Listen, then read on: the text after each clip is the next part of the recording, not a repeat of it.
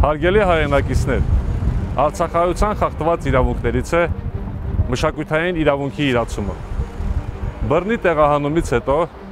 հազարամյակների հարուստ պատմություն ունեցող հայկական մշակութային ժառանգության մաս կազմող Արցախի մշակութային ժառանգությունը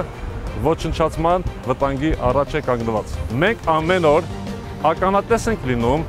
թե ինչպես Ադրբեջանը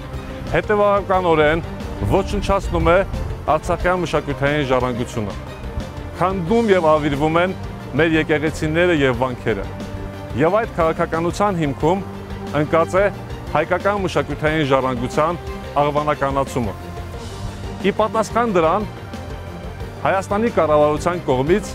եթե մեր որակենք եւ մեկ բառով, մենք տեսնում ենք անգործունեություն։ Գրեթե նույն իրավիճակում է Արցախյան ոչ նյութական մշակութային ժառանգությունը։ Արցախի մշակութային համայնքը, որը այս իրավիճակում կարող է պահպանել, հանրահռչակել եւ տարածել մեր ոչ նյութական մշակութային ժառանգությունը, նույնպես որևէ աջակցություն չի ստացել։ Մեկ տասնյակից ավել մշակութային համույթներ,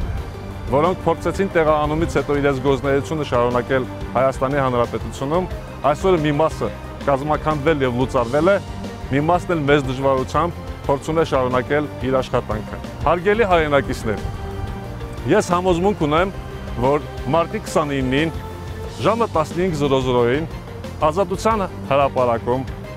մեր հետ միասին Հայաստանի Հանրապետության մեր քույր եւ եղբայրները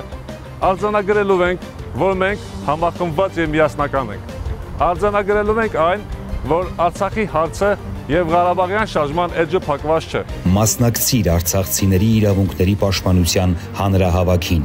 մարտի 29-ին ժամը 15-ին Երևանի Ազատության հրապարակում։ Կազմակերպիչ Արցախցիների իրավունքների պաշտպանության խորհուրդ։